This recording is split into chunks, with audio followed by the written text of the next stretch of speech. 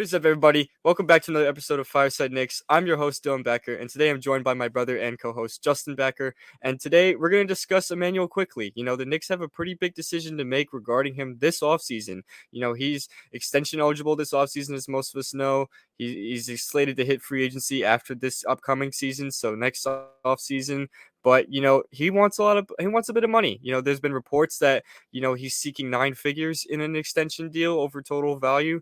There's also been an additional report saying that the Knicks could maybe get him for 80 million in total value if they don't want to reach 100 million. So we're going to kind of just discuss like what kind of contract we think Quickly is worth, whether or not the Knicks should maybe trade him if they can't reach an extension this offseason.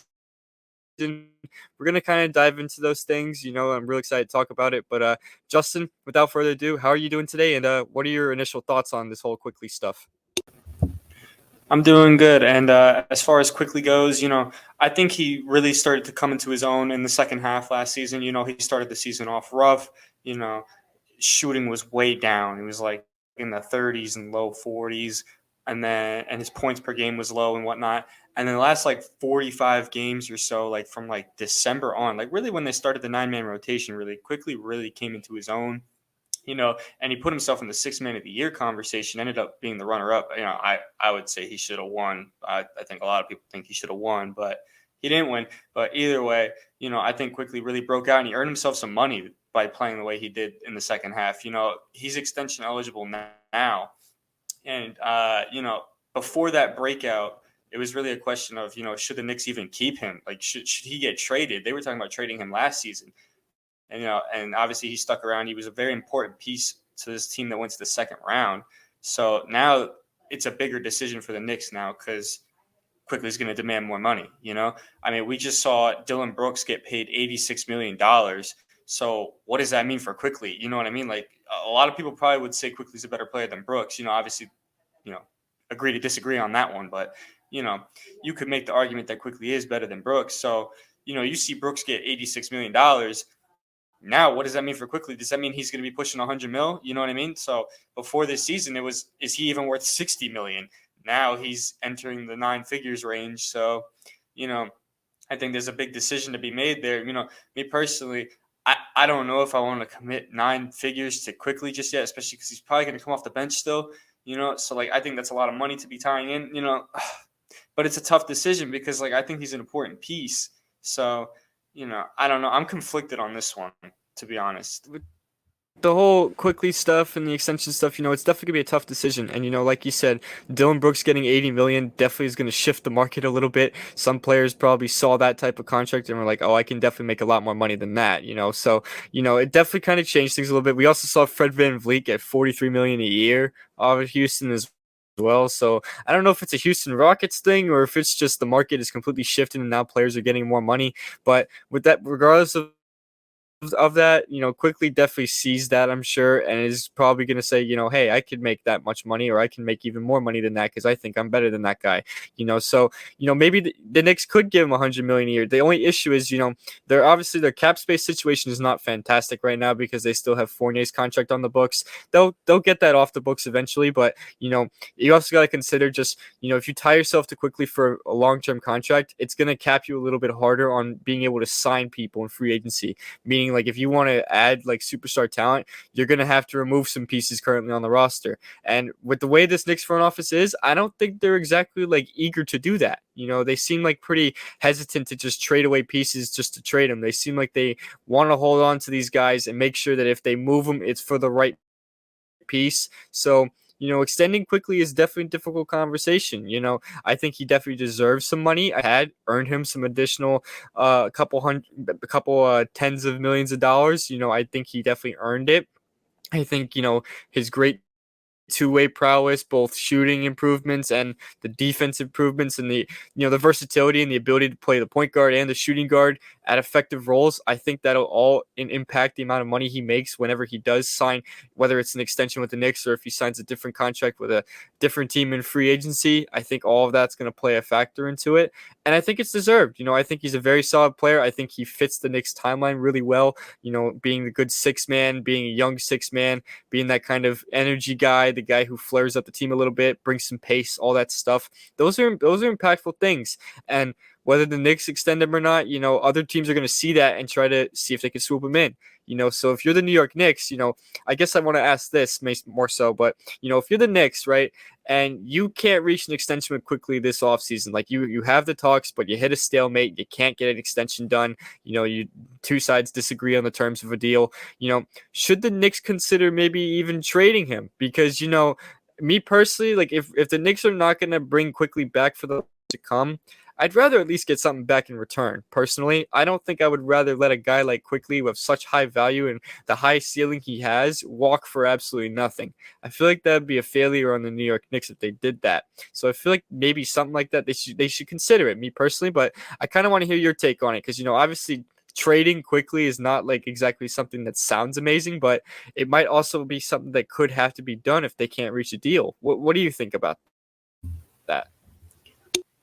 Well, considering the amount of or lack of superstars that are available right now, like truly available, they were talking about Paul George and all that, and those fizzled out. There's not that many options really available right now. So who would you really trade Quickley for right now? You know what I mean? I think it's also smart to kind of be hesitant to give him that kind of money too because of the inconsistency. I mean, yeah, he had a great second half of the season, but his first half was atrocious and his playoff performance was atrocious. You know what I mean? I know the whole team struggled in the playoffs, but it does matter when you're talking about paying a guy 9 figures. You know what I mean? So, I think it's smart to be a little hesitant to pay him anyway because, like I said, the inconsistency. Prove that you are that guy. You know what I mean?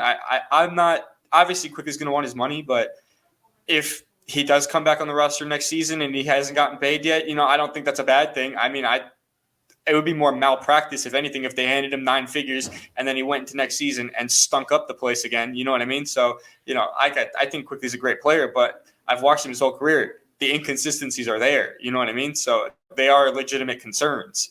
So, as far as trading him, I don't think that's the right move either. I think he's still a big piece of the current team. You know what I mean? So trading him right now really isn't necessary, in my opinion, because there isn't really anyone that you could realistically get that's like a massive upgrade when you're considering trading Quickly and other assets. You know what I mean? So there has to be like a significant upgrade to do that, in my opinion. Yeah, no, I actually 100% agree. I don't think you should just trade Quickley for the sake of trading him just because you can't reach an extension.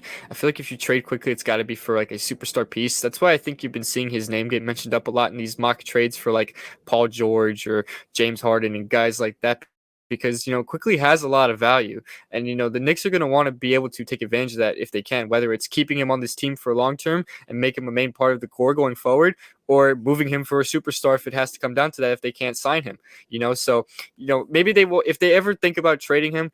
Maybe it won't be necessarily this offseason, but if they still struggle to reach those extension talks during the season, because you could obviously still extend him during the season. I should point that out. That if you don't extend him this offseason, it doesn't mean that the door is shut completely on an extension. But regardless, if the Knicks are like still struggling to reach that during the season, the trade deadline will be an interesting time for that. It'll be interesting to see what the Knicks will do handling that situation because, like I said, if Quickley is going to go elsewhere and sign a bigger deal with a different team because they're going to guarantee him, a starting role or something like that, because, he's never going to get a starting role as a member of the Knicks, really. If Jalen Brunson's here, he's not. So that's definitely going to play a role into whether Quickley signs or not and to how much money.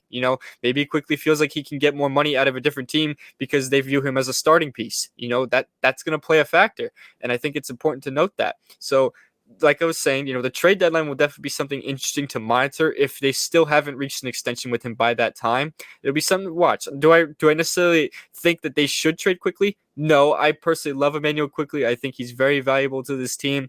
I think his two-way abilities, his abilities to, come off the bench and start and produce at a high level in both areas, play the point guard and shooting guard, play good defense, good shooting, just all that energy and all that stuff. I think that's very, very valuable to this team. I think he's a big reason why the Knicks got as far as they did this past season. So do I think he's someone you like are eager to trade? Absolutely not. And I don't think they should be eager to trade him. But I do think that if they, like I said, if they struggle to reach an extension with him, then they might have to consider it. And will it be a popular move? Not necessarily be popular, but will it be something that could hopefully make them a better team if they trade him as part of a big package for a star player? Absolutely, it could. Who knows what will happen in the next several months and throughout the next season and stuff like that. And I just want to make it clear too. I'm not insinuating that they should just trade quickly for no reason mid-season. No, if you're gonna trade quickly mid-season, it's got to be for like a superstar that's kind of been like, all right, we're going all in this season. We want to go to the Eastern Conference Finals or the NBA Finals this season, and unfortunately, might mean quickly would have to go. That's the type of trade I'm looking for. I'm not looking for let's just trade quickly for another bench player. No, absolutely not. If they did something like that, that would be malpractice, like you said. That would be really bad. I would be pretty upset about that, honestly, because I think you got to take advantage of Quickly's value considering where it's at right now. This is the highest his value has ever been in his career, and if he continues to play well and going into next season, it's only going to go up even more. So the Knicks need to take advantage of that. And like I said, if they ever think about possibly moving him, it's got to be for a star player. It has to be one that's going to make an absolute difference to the New York Knicks, one that's going to make a gigantic difference, kind of a splash move almost. Do I think like the centerpiece of that kind of trade? No, unfortunately, that might not be the case. But I think Quickly can help kind of reduce the amount of assets necessary to facilitate some type of star trade. I really think that that would be the case. But I just want to rephrase this too. Overall, my stance on this, I want the Knicks to extend Quickly. I do. Do I want to commit $100 million to Immanuel Quickly? I'm a little unsure about that right now. I'm a little closer to 80 mil, 85 million. Then I'm cool with that. I'm honestly cool with that. 100 million, yes, it's a lot of money. It's a pretty big financial commitment. So that's why I'm saying they kind of need to take their steps with it and not just hand him $100 million contract because they love him. No, you gotta be considerate of team in the future going forward. You don't want to cap your team too hard to where you can't make upgrades when you need to. You gotta make the right decisions. They're already tied to guys like RJ Barrett, Jalen Brunson, and Julius Randle, even Mitchell Robinson, to pretty long-term deals that have taken up some of the cap. Like I said, they still have Evan Fournier's contract on the books, and while I expect Fournier to get moved, if worst case scenario they are unable to move him, then they're still stuck with that contract going into next season. So, it's a lot of things to consider. But overall, my stance on it, I just want to be clear on it. I want them to keep Quickly. I really do. I love him as a player. But at the same time, I'm uncertain about having a large financial commitment tied to him. Just a little uncertain about it, just because this is a guy who's always going to be a six man really on the Knicks as far as it goes. As long as Jalen Brunson's here, he's never going to become a starter. So you got to consider if it's worth investing $100 million into a guy that's going to always come off the bench. Consider because he is a highly impactful piece. There, some players might like it. I don't know. Some fans might say, "Oh, we need to give Quickly $100 million. He's worth it," or "No, we need to give Quickly way less than that because he's going to be a six man." Everyone's going to have different viewpoints on it. But me personally, if Quickly's going to remain a bench player, I wouldn't pay him $100 million. I really wouldn't. I kind of want to hear your thoughts on it though, because I know I talked for a bit on this one, but I think I wanted to kind of facilitate some talking points here with this one. So, what do you think about that? Yeah, no, I agree. I definitely want to bring Quickly back. He's a very important piece to this team, like you said. He's a big reason we even got to the second round.